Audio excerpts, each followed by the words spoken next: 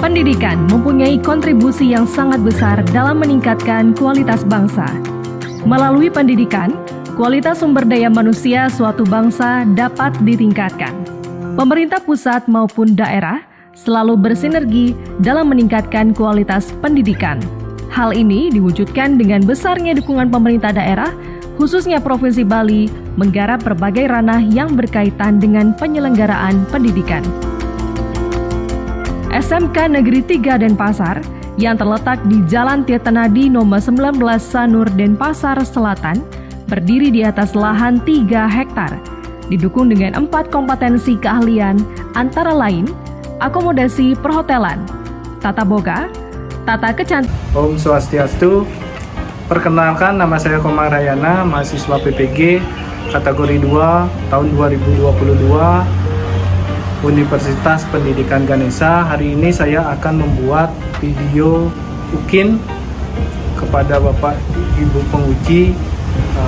Hari ini di SMK Negeri 3 Denpasar saya membuat video pembukaan untuk UKIN. Untuk itu selamat menyaksikan video dari saya. Terima kasih. Om Santi Santi Santi Om.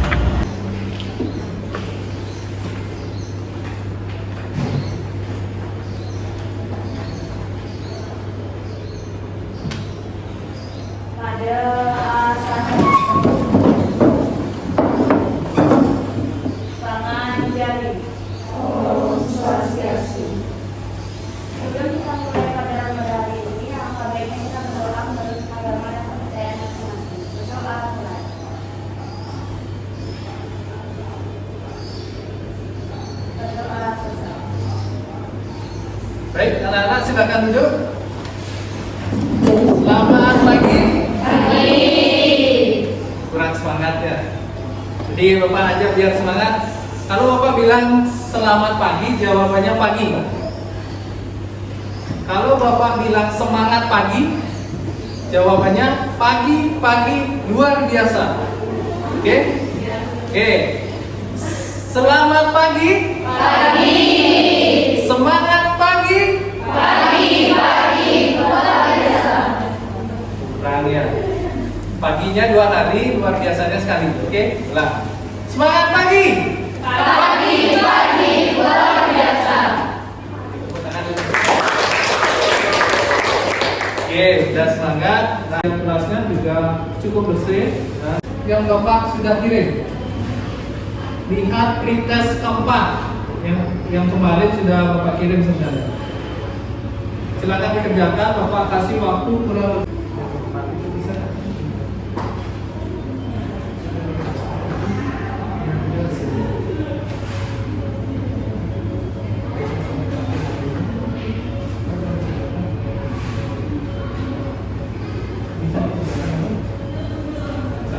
Oke, silakan dilihat pretest yang keempat. Silakan dikerjakan. Nanti sampaikan skornya berapa.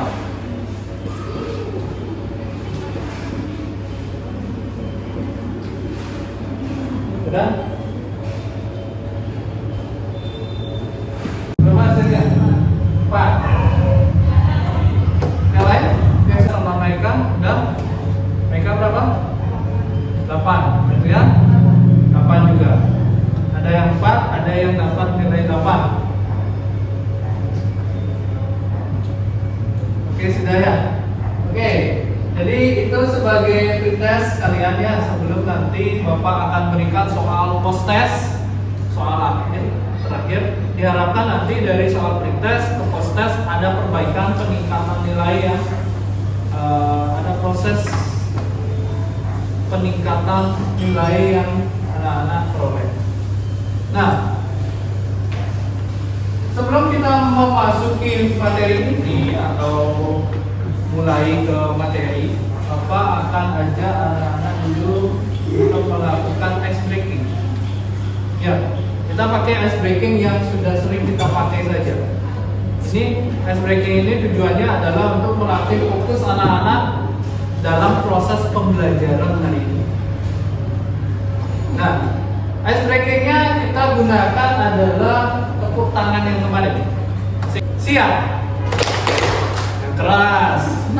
pagi, pagi, siang, sore, pagi, sore, pagi, pagi, siang, pagi, sore, pagi, siang, sore, sore, pagi, sore, siang, pagi, pagi, siang, sore.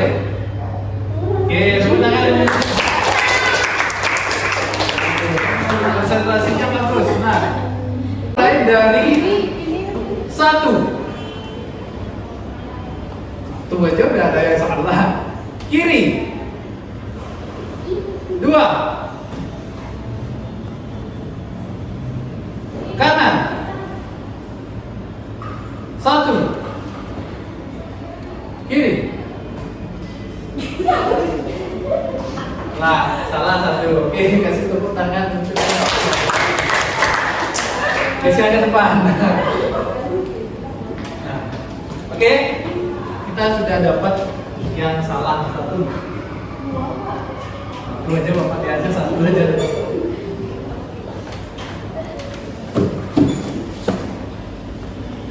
Oke, silakan memimpin teman-temannya.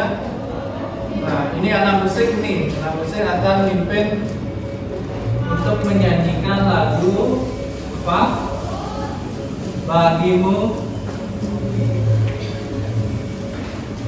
Diri dulu semua. Kita akan menyanyi. Oke, kita mulai.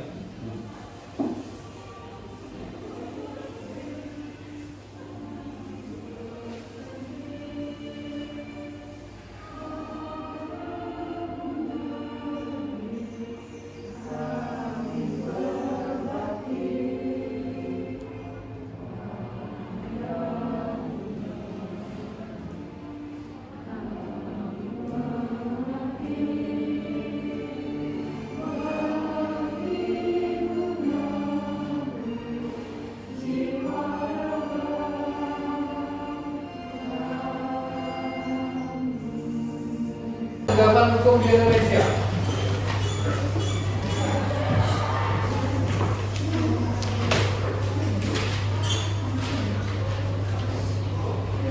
Silakan dilihat halaman 33 tentang perlindungan dan penegakan hukum di Indonesia. Nah, di depan juga Bapak sudah tayangkan tentang materi ini.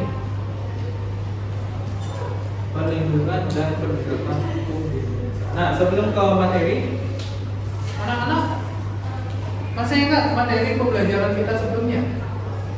Kita sudah membahas tentang apa? Nah, sebelum materi ini, oke, Eka ya. Eka, masih ingat materi sebelumnya kita sudah membahas tentang apa itu hak dan kewajiban. Apa saja hak warga negara, apa saja kewajiban warga negara. Nah, berkaitan dengan hak dan kewajiban, tentunya kita tidak terlepas dari yang namanya perlindungan dan penegakan hukum juga. Jadi, orang yang melanggar hukum, dia melanggar hak asasi nggak? Secara otomatis, kalau sudah melanggar hukum, berarti dia mengambil hak orang lain. Nah, sehingga materi sebelumnya dengan materi yang akan kita bahas pada pertemuan hari ini itu sangat berhubungan sekali. Nah, pada hari ini kita akan membahas tentang perlindungan dan penegakan hukum. Sebelum itu, anak-anak silakan membaca atau dibaca dulu bukunya kurang lebih 5 menit tentang perlindungan dan penegakan hukum di Indonesia untuk menjamin keadilan dan juga kedamaian di masyarakat. Anak-anak membaca, memahami isi dari bacaan, itu bagian dari literasi. Yang kedua, menonton video atau menonton apapun ya, sehingga anak-anak mendapat nilai positif dari apa yang anak-anak tonton, itu juga bagian dari literasi. Yang ketiga, literasi juga mengalami secara langsung, itu juga masuk ke dalam literasi.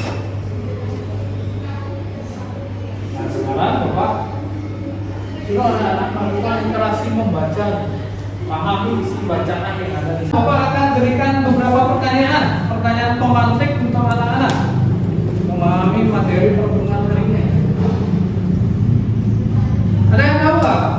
Hukum itu apa menurut kalian? Apa yang dimaksud dengan hukum? Kenapa hukum itu ada?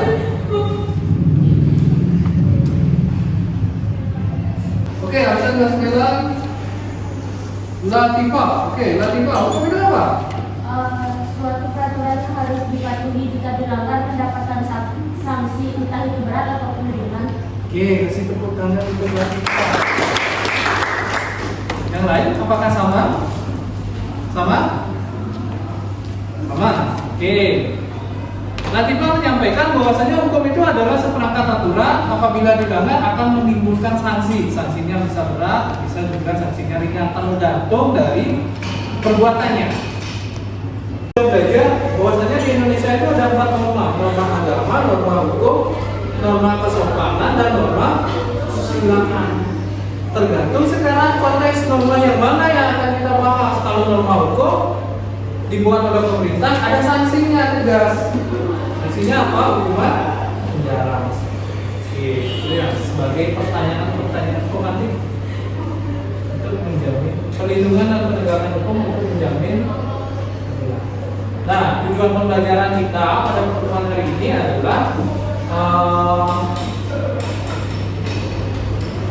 ini kompetensi dasar yang akan kita selesaikan dalam pertemuan ini adalah setelah anak-anak nanti membaca, menjawab soal-soal itu diharapkan anak-anak memahami peserta didik itu dapat menguraikan dengan benar dan juga kritis hakikat perlindungan dan penegakan hukum di Indonesia. Yang pasti perlindungan dan penegakan hukum di Indonesia itu biar anak-anak paham. Kemudian nanti selama bekerja kelompok kolaboratif di kelas, peserta didik diharapkan dapat mengemukakan dengan benar tentang peran lembaga penegak hukum dalam menjamin keadilan dan juga perdamaian di Indonesia. Nah, bukan hanya pengertian dari hukum itu sendiri yang akan kita bahas, tetapi peran dari penegak hukumnya seperti apa. Nah, nanti akan kita bahas siapa saja sih yang dimaksud sebagai penegak hukum di negara kita. Nah, nanti juga kita akan membahas selama bekerja kelompok kolaboratif di kelas, diharapkan anak-anak mampu berpikir kritis tentang dinamika pelanggaran hukum di Indonesia. Seperti apa pelanggaran hukum yang terjadi. Keterampilan, jadi diharapkan dalam kompetensi keterampilan ini anak-anak nanti menghasilkan artikel dalam perlindungan. Nah, LKPD yang akan Bapak berikan bersama kelompok kalian, nanti anak-anak akan membuat sebuah artikel dan dipresentasikan di bersama teman-teman. Hukum adalah seperangkat aturan, apabila dilanggar ada sanksinya. Kemudian pertanyaannya begini, kalau ada orang melanggar hukum, kemudian dia ternyata nggak dihukum, ada nggak kira-kira kasus seperti itu? Ada. Pandangan kalian seperti apa? Bagaimana pandangan kalian? Ada nih orang melanggar hukum, ternyata dia nggak dihukum. Karena yang melanggar hukum itu adalah orang punya uang, orang punya kekuasaan misalnya.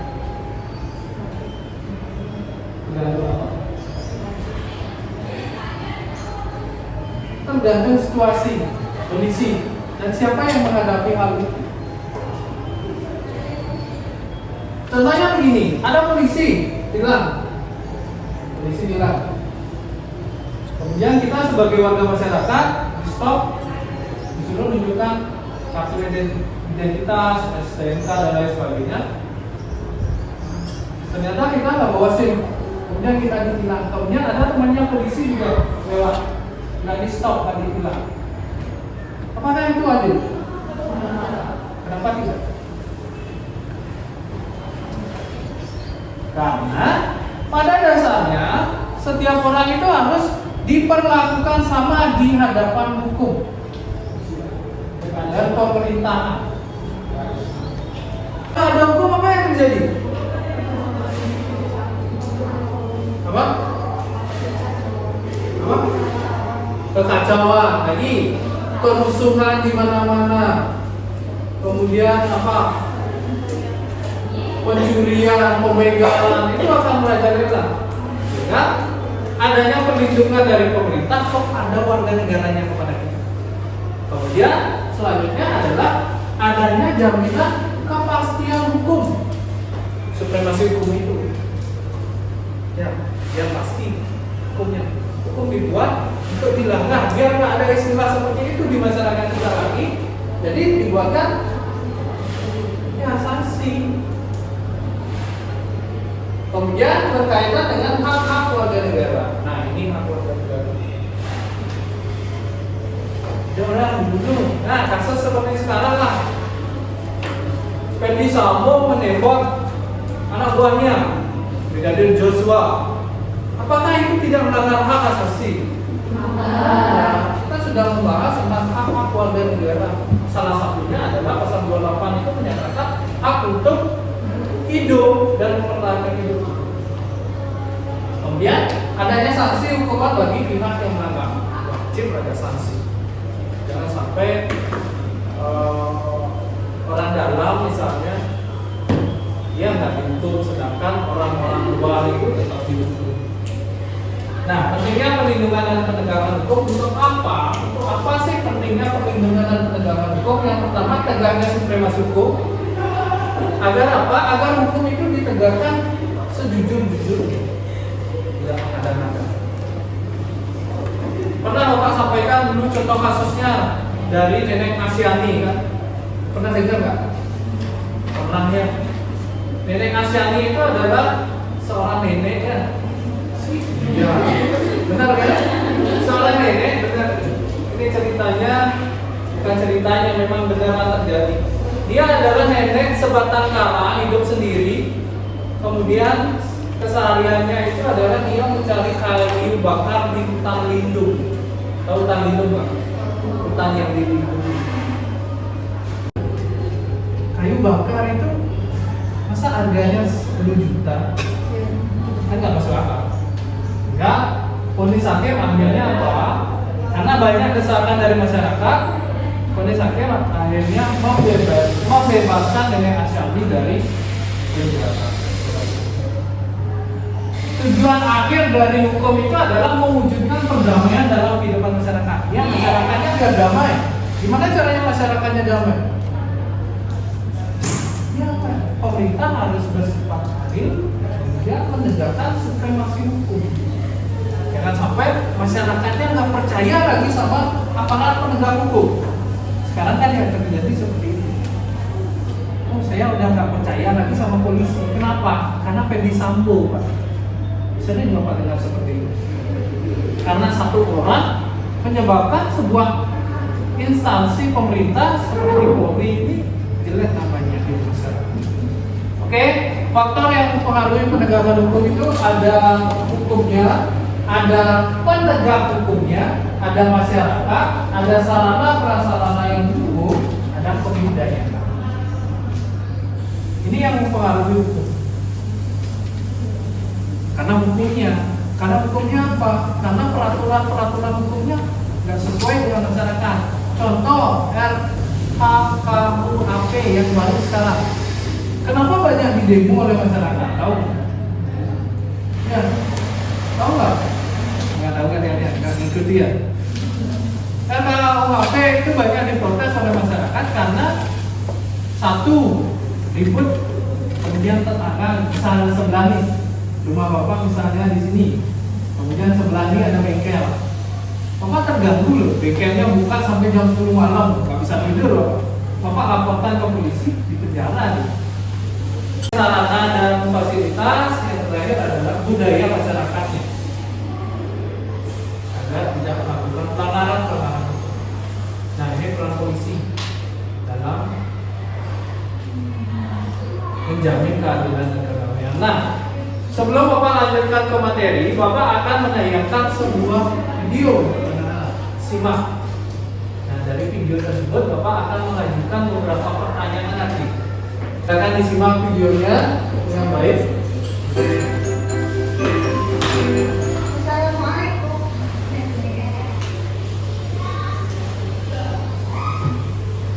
Saya ini banyak sekali mereka membuat saya emosi. Nah, untuk mencegah terjadinya pelanggaran hukum tersebut, pemerintah itu membuat peraturan perundang-undangan dengan tujuan untuk menciptakan ketertiban, keamanan, kenyamanan, keselamatan dalam masyarakat. Nah, ini adalah gambar budaya tertib berlalu lintas. Jadi, ketaatan dan terhadap peraturan merupakan bentuk kesadaran dalam penegakan hukum. Jadi, bagi kalian yang sudah merasa mematuhi, menaati peraturan, jadi kalian itu sudah memiliki kesadaran dalam itu semua. Sedangkan perlindungan hukum represif itu adalah perlindungan akhir berupa sanksi seperti denda, penjara, dan hukuman tambahan yang diberikan apabila terjadi sengketa atau telah dilakukan pelanggaran. Jadi di sini kalau preventif itu adalah perlindungan yang diberikan sebelum terjadi pelanggaran, bukan dibuat peraturan. Kalau represif itu perlindungan setelah terjadi pelanggaran, bukan diberikan sanksi seperti denda, penjara, seperti itu. Nah, di sini perlindungan hukum itu adalah pemberian bantuan untuk memberikan rasa aman kepada saksi ya. Kejadiannya itu seperti apa? Kejadiannya itu menimpa korban tersebut mana? Nah, ini adalah upaya penegakan hukum yang dilakukan oleh negara. Nah, sekarang kenapa sih penting perlindungan dan penegakan hukum? Nah, satu terkait supremasi hukum. Jadi di sini maksudnya semua tidak objektif. Dalam upaya penegakan hukum itu ada dua upaya yang selalu dilakukan. Yang pertama adalah upaya apa? Preventif, dan yang kedua adalah upaya represif. Apa contoh upaya preventif dan upaya represif dalam penegakan hukum? Oke, siapa namanya? Absen. 24. Revanda. Ya, silakan. Kalau upaya preventif itu mencegah adanya pelanggaran, jadi contohnya kayak undang-undang. Terus kalau misalnya dalam represif itu misalnya denda kalau misalnya terjadi pelanggaran. Itu aja. Oke, kasih tepuk tangan untuk Revanda. Benar. Apa yang disampaikan oleh Revanda tadi memang betul bahwasanya upaya preventif itu adalah upaya pencegahan. Gimana caranya mencegah terjadinya pelanggaran hukum? Salah satu caranya itu adalah tadi disampaikan dengan dibuatkan peraturan perundang-undangan. Jadi undang-undang lalu lintas itu tujuannya untuk apa? Untuk mengatur lalu lintas masyarakatnya agar tertib, biar tak pelanggaran hukum. Ada huruf B dicoret di lahan parkir. Tujuannya apa? Masyarakat biar tak parkir di sana. Itu tujuannya. Itu mencegah.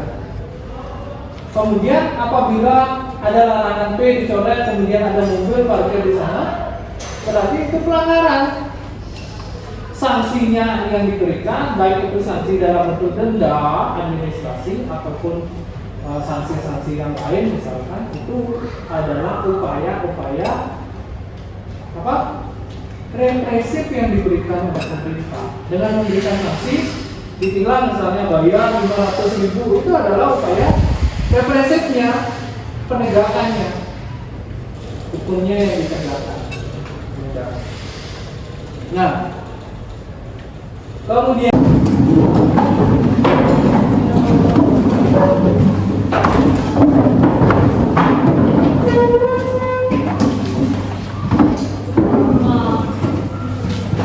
sudah kelompok 1, kelompok 2, kelompok 3, dan kelompok 4. Nah, masing-masing kelompok di depan sebenarnya sudah Bapak tayangkan, tetapi biar lebih jelas, Bapak akan bagikan ke anak-anak LKPD yang harus anak-anak kerjakan. Nah, ini bukan hanya sekedar LKPD, anak-anak bisa cek di dalamnya ada materi juga. Materinya, kemudian ada kalau ingat diisi nama kelompok.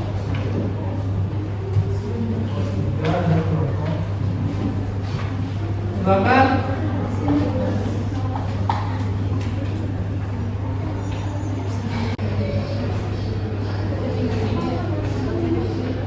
Kelompok Kelompok 1 dan sudah. Oke, kelompok 2 sudah. Sini nih. Kelompok 4? Oke.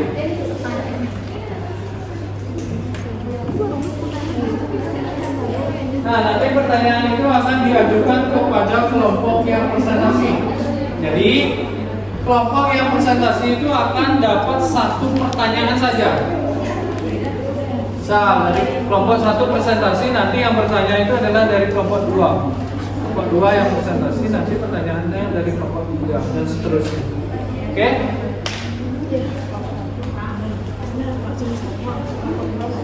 Sudah jelas?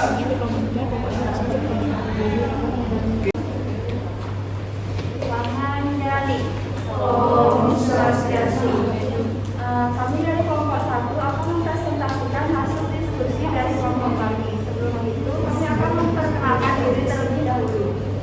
Perkenalkan, saya Komang Reaksi. Saya dibutuhkan Sebutkan nomor absen itu. absen 3. Saya dibutuhkan kelas BB absen 22. Saya Cicira Tari Mudagi nomor absen 7. Saya Kadewan Sekian Tari absen 6. Saya di Persita Akremi absen 17. Saya pada Manusia absen 6. Absen 5. Oke, lanjut. Jadi presentasi akan dimulai dari basic. Untuk soal yang pertama, dampak dari eksekusi masih terhadap peredaran narkoba. Hasil diskusi kami, peredaran narkoba dapat diminimalisir serta dicegah, dan secara tidak langsung juga masyarakat Indonesia dapat diselamatkan dari bahaya penggunaan narkoba karena jumlah pengedaran narkoba yang ada kian berkurang dan juga dapat menekan induk kriminalitas yang diakibatkan oleh penggunaan narkoba.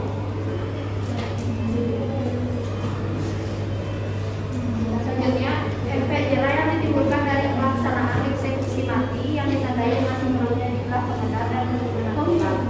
Efek jera yang ditimbulkan adalah mencabut hak untuk hidup seseorang yang sebagaimana seharusnya itu hak untuk menghentikan hidup seseorang itu adalah hak.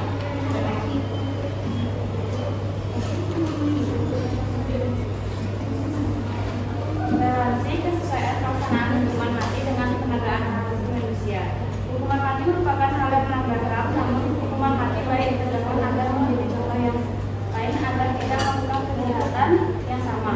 Tetapi karena di Indonesia masih banyak yang melakukan penyalahgunaan narkoba, maka pelaksanaan hukuman mati tentu tidak masalah untuk dilakukan atau diterapkan. Apabila sehingga tidak ditegaskan dengan hukuman tersebut adalah sebaiknya hukuman eksekusi mati itu tidak baik untuk hukuman akhir bagi pengguna narkoba, karena ada juga hukuman yang lebih melindungi hak asasi manusia seperti rehabilitasi. Itu saja pertanyaan kami. Ada yang ingin ditanyakan? Oke, kelompok 2 silakan bertanya kepada kelompok 1. Silakan diajukan pertanyaannya. Nanti dijawab oleh kelompok 1. Oke, Risma ya, silakan. Oke, Risma. Adanya peredaran narkoba selain memberikan hukuman mati. Oke, langsung dijawab.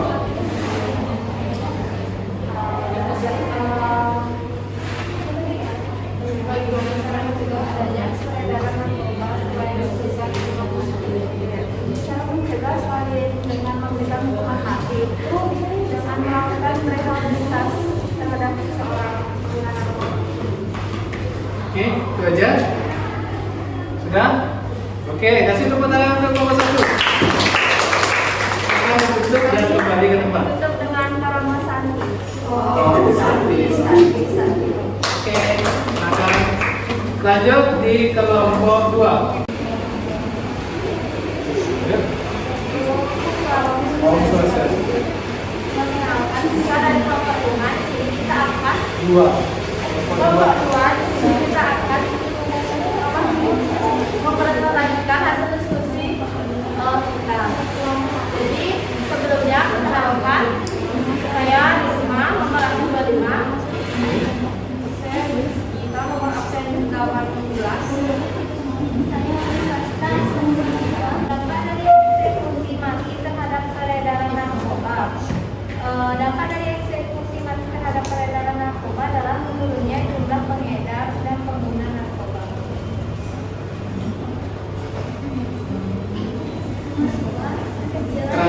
Jelasin soalnya.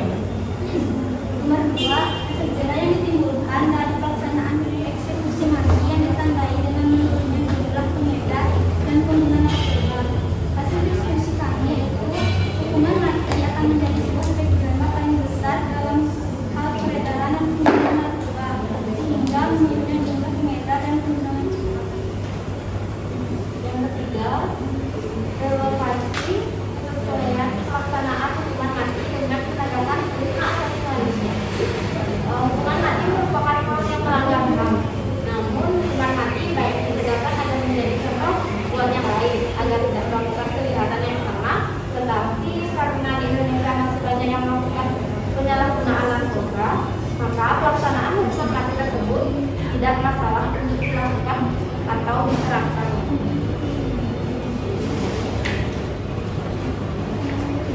Automatis hukuman bagi pelaku penyelaman di dalam ASDB absen 19. Perkenalkan, nama saya Nilai Pertigasari, absen 14. Perkenalkan, nama saya dari Kita Tribuana, absen 2. Perkenalkan, nama saya Nilai Bantara Diva, absen 29. Perkenalkan, nama saya Revadra, absen 24. Perkenalkan, nama saya dari Absen Desanya, nomor absen 27. Perkenalkan, nama saya Revadra, absen 4. Di sini kami akan mempresentasikan mengenai diskusi yang kami dapatkan. Soal pertama, dampak dari eksekusi mati terhadap peredaran narkoba, yaitu saat ini Indonesia sudah berada dalam kondisi darurat narkoba. Peredaran narkoba di Indonesia dapat dikatakan memiliki dampak berbahaya bagi bangsa dan negara. Dampak peredaran narkoba bagi bangsa Indonesia adalah bangsa Indonesia oleh narkoba. Maka hal tersebut diharapkan akan dapat mengurangi tingkat peredaran ke sebuah daerah secara drastis. Efek jerah yang ditimbulkan dari pelaksanaan eksekusi mati yang ditandai dengan menurunnya jumlah pengedar dan pengguna narkoba. Hukuman mati akan menjadi sebuah efek jerah paling besar dalam pengedar narkoba. Efek jerah yang ditimbulkan dari pelaksanaan eksekusi mati terhadap pengedar narkoba yang ditandai dengan menurunnya jumlah pengedar dan pengguna narkoba. Ketiga, relevansi atau kesesuaian pelaksanaan hukuman mati dengan penegakan hak asasi manusia. Hukuman mati memang melanggar hak manusia tentang kehidupan seseorang. Akan tetapi hukuman tersebut cukup efektif untuk membuat para masyarakat jerak. Jadi hasil diskusi dari alternatif hukuman bagi pelaku penyalahgunaan narkoba. Jadi hukuman bagi pencanduran pengedar narkoba diatur dalam Undang-Undang Nomor 35 Tahun 2009. Selain pidana mati, pencanduran pengedar dapat dikenai sanksi pidana penjara, denda, rehabilitasi medis dan sosial. Kesimpulan dari ini semuanya bisa ditarik garis bahwa dengan adanya eksekusi hukuman mati dapat mengurangi para peredar narkoba dan dapat membuat jerah sehingga tidak ada lagi yang akan menjadi peredar berikutnya. Walaupun itu melanggar HAM, tetapi hukuman itu dapat diganti menjadi hukuman seumur hidup ataupun rehabilitasi atau masuk penjara. Itu dia hasil diskusi dari kelompok 4. Jika ada yang bertanya, kami persilakan. Nomor 1. Bagaimana ciri-ciri orang yang menggunakan narkoba? Jadi saya akan menjawab pertanyaan dari kelompok 1. Bagaimana ciri-ciri pengguna narkoba secara fisik? Jadi yang pertama itu seorang yang pengguna narkoba terlihat lelah. Yang kedua mengalami perubahan berat badan yang drastis, berat badannya menurun. Dan yang ketiga matanya terus merah. Yang keempat memar atau infeksi akibat penggunaan jarum suntik. Yang kelima tubuh yang bergetar atau mudah merasa gugup. Yang keenam penurunan terkait kebersihan. Dan yang terakhir menampilkan fisik yang tidak terawat. Oke, Bapak 1 udah cukup diterima ya, karena memang identiknya pengguna narkoba itu adalah terlihat dari fisik dan bahkan mental, kejiwaan juga. Oke, itu presentasi dari kelompok 4. Kasih tepuk tangan kelompok 4.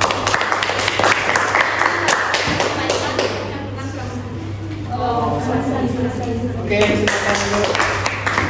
Dampak eksekusi mati terhadap peredaran narkoba memang ada dampak yang signifikan, ada penurunan angka pengguna narkoba, tetapi dilihat dari sisi lain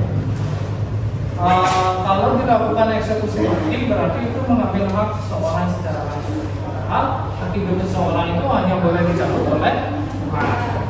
Sehingga eksekusi mati bagi peredaran narkoba ini menjadi ultimum remedium, upaya terakhir. Kalau bisa diupayakan jalan yang lain seperti rehabilitasi atau hukuman penjara, lebih baik dilakukan rehab ataupun dihukum penjara. Karena memang seperti tadi, hak hidup setiap orang itu walaupun sesalah apapun orang itu pasti memiliki hak untuk hidup beradab. Efek jera yang ditimbulkan pelaksanaan eksekusi mati ditandai dengan menurunnya jumlah pengedar. Ya jelas, dengan dilakukan eksekusi mati bagi pengedar narkoba, tentunya pengedar narkoba yang lain itu akan berpikir 10 kali dia untuk melakukan atau mengedarkan narkoba lagi, karena memang ada contohnya, ada pengedar narkoba seperti Ferdi Budiman dulu, dia menyelundupkan narkoba bertonton ke Indonesia sampai dieksekusi mati. Solusi akan ada hukuman bagi pelaku selain hukuman mati, ya, hukuman penjara atau alternatif.